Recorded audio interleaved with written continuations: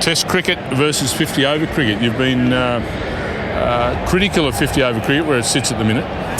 Yeah, look, I believe we don't want to confuse the public. I think the three forms of the game is too much. I think Test cricket in 2020 is the way to go, the history and the tradition in Test cricket. And then in 2020 cricket, you've got the rock and roll version of it. And I think the public love 2020 cricket. 50-over cricket, we're always trying to change the game. We're always coming up with new laws or new rules. So if 50-over cricket isn't going to go anywhere, I reckon what you should do is there's no rules whatsoever.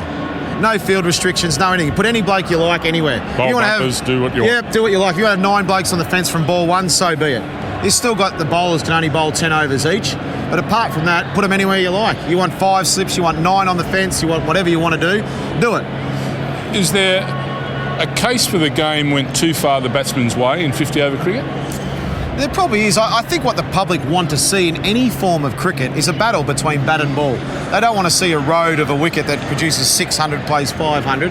They want to see a contest between bat and ball. And if you get a contest, that makes interesting cricket. And generally when you get a bad wicket, that's when you see good test matches because it brings it back to a level field. So I would be creating or getting the curators to make sure there's a bit more of an even battle, especially on day one. Interesting article I read the other day that you wrote on killer instinct and closing games out. Where do the Australians sit at the moment? Because there was a couple of cases during the recent West Indies series. They were just incapable of knocking important wickets over when they needed to. Yeah, look, you've got to give the West Indies a bit of credit too. Like, they fought really hard and looked like a tight group of guys.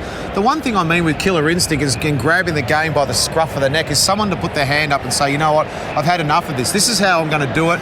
Ricky, what do you think? I want this field. I'm going to bowl like this. I'm going to go after him. So with the captain, you sort of get a program and a plan together of how you're going to do it. But the only way you get better is putting yourself in situations where you learn how to take wickets.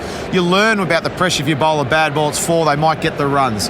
The more often you do that, that's how you improve and get better as a cricketer. With the Australian side at the moment, they look back at the recent scoreline, 2-0, you say, that was pretty good. But the West Indies, I thought, were pretty admirable. They actually fought really well and surprised a few. So I think the Australians, the more times they get put in that position, they're going to get better and better.